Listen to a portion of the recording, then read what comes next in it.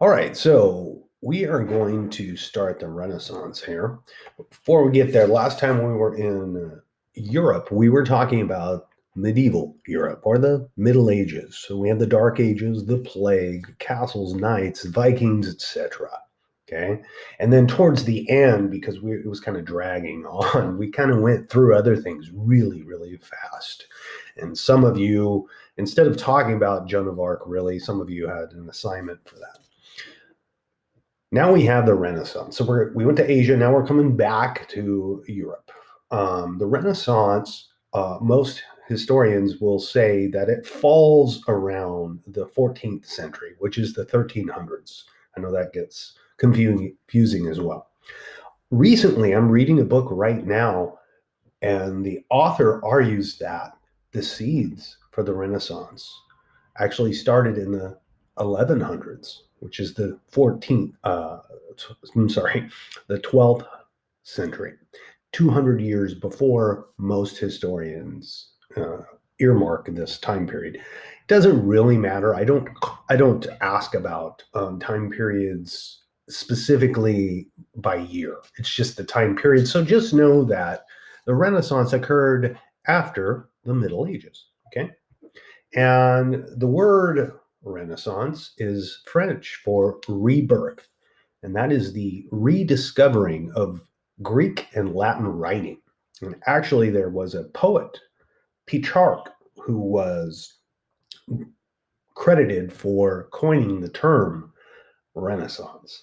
A Renaissance person is a person who is expert in a variety of subjects. And a synonym for that would be a polymath. Okay. And that's somebody who has, experience in multiple things. And there are some examples right here of Renaissance people like Raphael, Da Vinci, Michelangelo. And so even founding fathers for America are considered polymaths. Like Ben Franklin, for sure, is a Renaissance person. I was trying to think of one every year. I will say this. I'll think of somebody in modern times in your personal life that could be a Renaissance person, and I always come up with the same name, and that is Mr. Graves. Mr. Graves is probably the closest to a Renaissance person at First Avenue as a teacher because while he is good with making things out of wood, right, he used to teach math, he used to teach history. He's married to a psychologist, and so he's got kind of that experience as well. He's very interesting to talk to when you talk about sociological issues as well. He's very good with money as well. So I think that he would be the closest to a Renaissance person. Here's a map of Europe at this time, in the Renaissance time period. Again, the 1300s to the 1500s, and so we see some kind of these are modern countries, and this is in your book as well. But you see, like, there's Spain and there's France and there's England, but the Papal States here aren't. We don't have Italy completely as a country yet. We have what's called the Papal States, and that has to do with the Pope, okay, and the Catholic Church, which is very, very popular at this time period and powerful as well. In your book on page 315, or looking at the PDF, you're going to see this illustration, and we're going to use it as a graphic organizer. And it helps you to think about the Renaissance as a flowering plant that was fed by trade and commerce, the growth of city states, and then the sun is like helping it grow. And we see the term humanism there as well. And so, again, Renaissance is this flowering plant, and you have art and learning, and then you have trade, travel and commerce, and the growth of city states are helping it. And then if you look at the roots there, you've got medieval and classical. Medieval and classical. I just talked about what medieval was. Classical is Greece and Rome. These are, think of sixth grade history, okay? Greece and Rome. And so humanism in the sun there, that's a philosophy, and it gives us the study of grammar. This is humanities, by the way.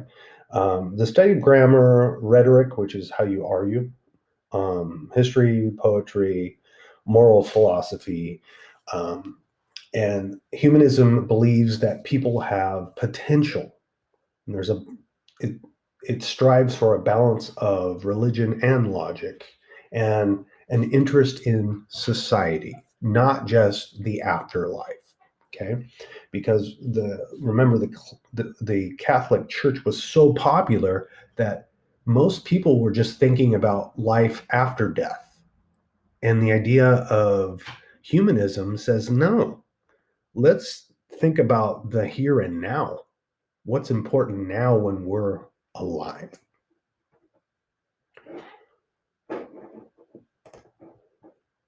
So the Renaissance starts in Italy, and you've got these city states that are near water and trade routes. And so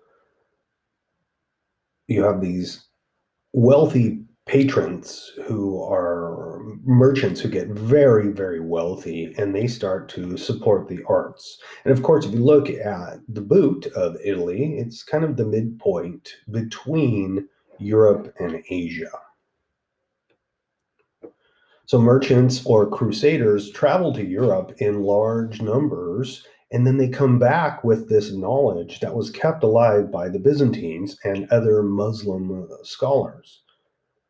The Catholic Church, of course, is very popular that I mentioned. And so you got these monks who are copying these classical texts and preserve them in their libraries. I don't know if you recall that when we last got to, when we were talking about medieval Europe, the monks would copy these texts all day, often all day long, and they would have these large libraries that they could read from. And then, of course, Muslim scholars, they were sharing these classics as well. And Europeans read classics from Greece and Rome and got these ideas from the Greeks and the Romans. Some of them were accurate as far as science, and some of them just kind of were the starting point for thought. It's kind of like a Wikipedia. You know what I mean? It's sometimes it's accurate, sometimes it's not, but it's getting you to think. And so this flow of ideas and the success of patrons of the arts led to the Renaissance. And this flowering of culture and art. And it's not just art, though, it's science as well. And we're going to see many advances in the areas of science and math that to this day are very useful. I'll give you just one off the top of my head. The use of microscopes. Okay, the idea that there were microscopic germs, okay, on the surface of everything. Before we had microscopes, we didn't have that knowledge. And so the Renaissance really helped us in the area of microbiology.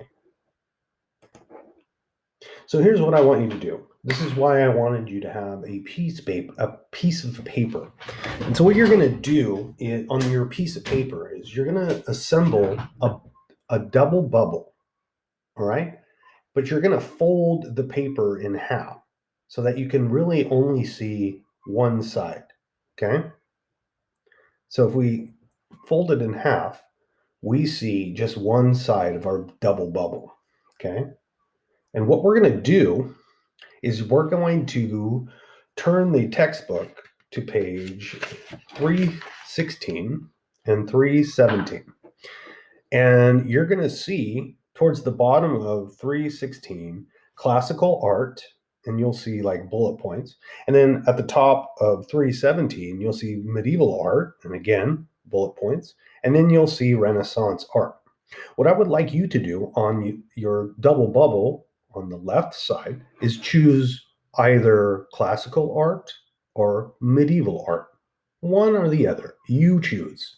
And what you're going to do is you're going to list what artist from the time period created, what were the characteristics, and you look at the bullet points there, and then list an example.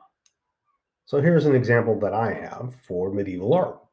So again, I have medieval art, and then I have the paintings, the stained glass, sculptures, etc., because that's what I asked you to do. What artists from each period created. And so that's what they created.